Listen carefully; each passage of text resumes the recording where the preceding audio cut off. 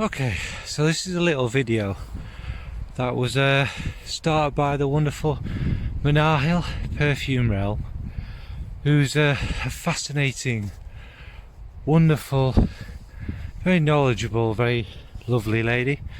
Definitely go check her out on YouTube and on here, of course. Basically, it's about fragrances that represent your culture. Now, mine might be quite different to what Manahil did, because what I'm defining as culture is, so this is more my kind of social and environmental influences on fragrances, and I've picked two to kind of go around that, two very different ones to do very different sides of my culture. So my culture's not so much about well, it is about who I am, but it's all the social and environmental and them sorts of factors that kind of influence my taste. Okay, so I'll get started. So what I've picked first of all is Killian's Back to Black, which is in this little atomizer, because I bought the refill first, one of the first ones I bought, and maybe this resonated with me for many different reasons. Just a bit of a background about me. I am from Derbyshire, which is in the Peak District, from the north of Derbyshire, a town called Buxton, which is kind of miles from anywhere. It's in the middle of nowhere. Nearest city is about 30-40 miles away. That will be Stockport, Manchester. Sheffield's probably an equal distance. Stoke isn't too far down the other way, and actually Derby's quite a long way away. So I am culturally a Midlander, but I technically was probably more of a northwesterner. So I sit between the two, and that kind of defines who me and my people are. It's a very green, as you can imagine from it being a national park. It's very green, it's full of these forest type things, you know. It's also it's very, very ravenous. It's quite mountainous. It's at the bottom of the Pennines. It's very rugged, bare rocks, stones.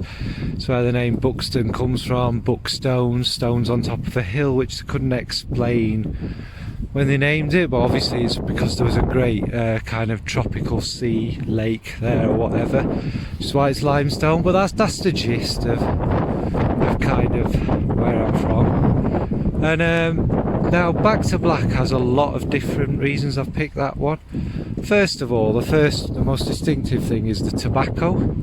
It's a very piped tobacco in it. It's very rich, luxurious tobacco. And that's one of my earliest memories. Obviously, my granddad sitting in his rocking chair, smoking a pipe. There's that beautiful smell.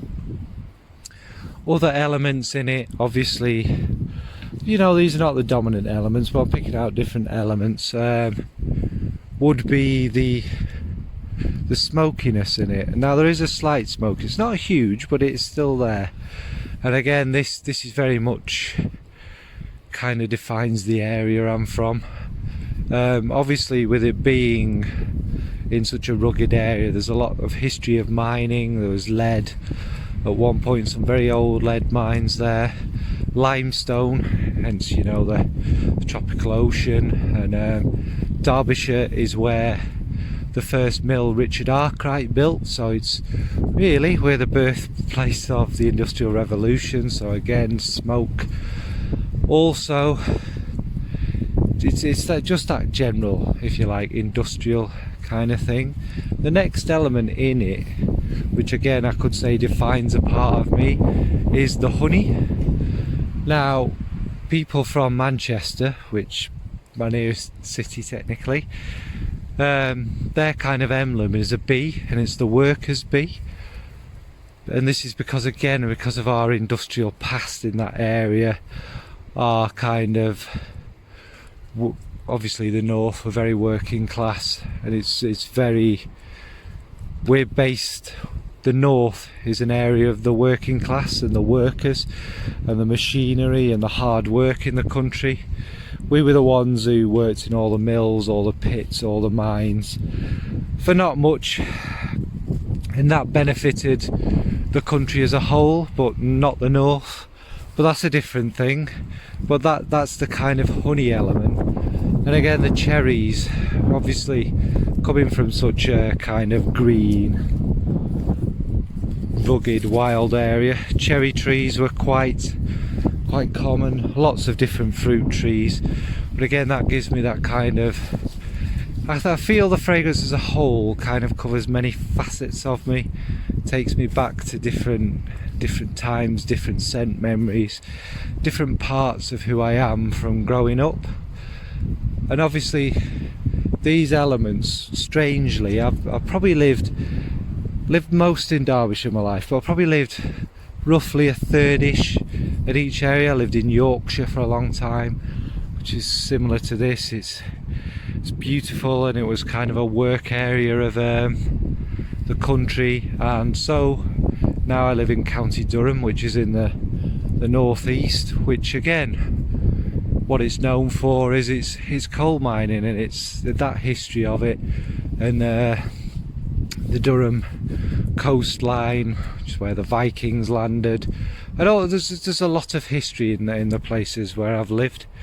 So that defines my interest, I suppose, in history, ancient history. And obviously the fact is that the peaks, the Pickers, I think we're called, or something, in the Peak District, we were never conquered by the Romans or the Anglo-Saxons or any of the other invaders. For a long time it was never pacified, because obviously we lived up in the mountains and down the caverns and stuff like that. But Durham and Yorkshire obviously massively built on immigration from when time began. So that's a big part of me as well, I think, my interest in all cultures, all people, etc. So that's back to black. I won't waffle on too long. Next is, of course, this beauty. How could this not be a part of my culture?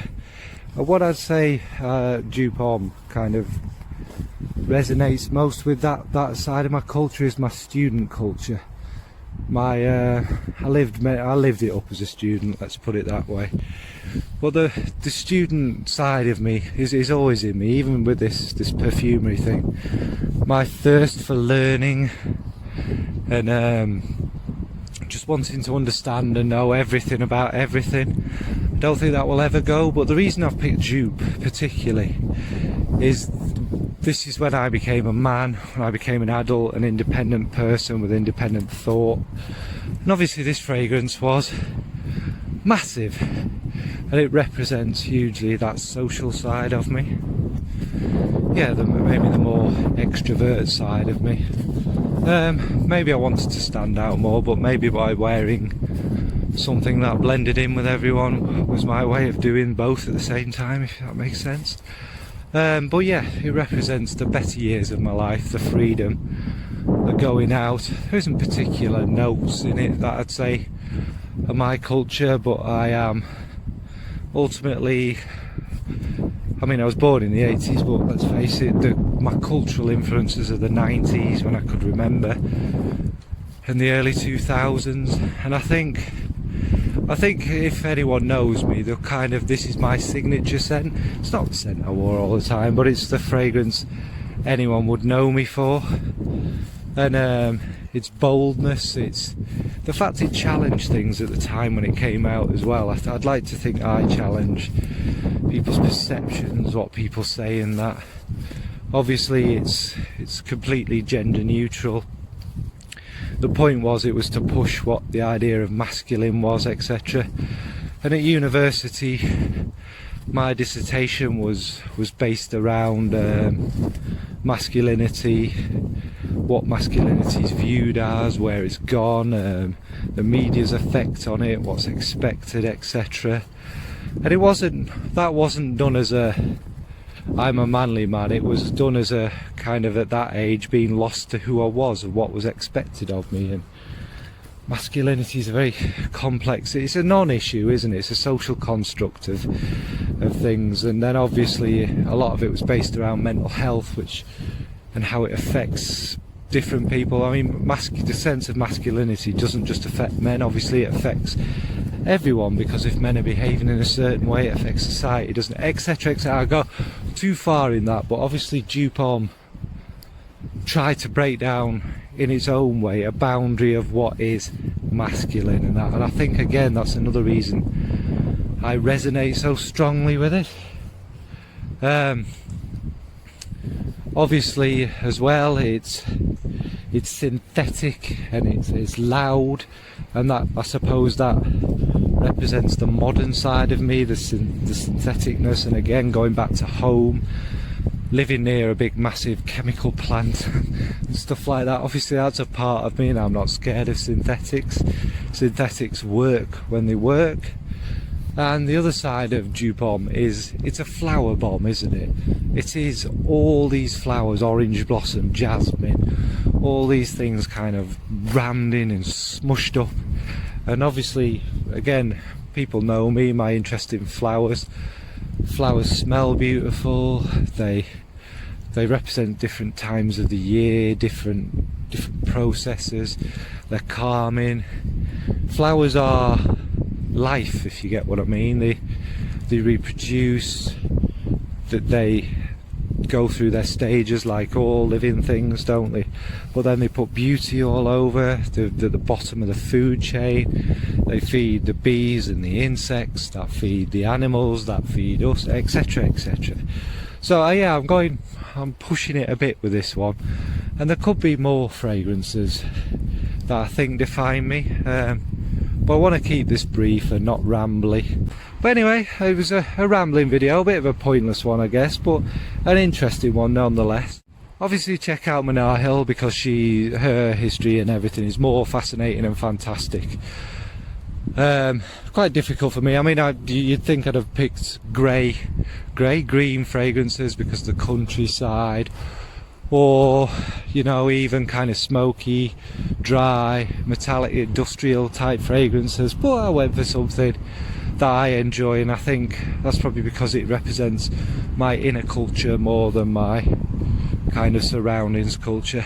What about yourselves? What fragrances have you got? Do you think your kind of society and culture have led you towards loving? What parts of you? Why does these fragrances represent different parts of you?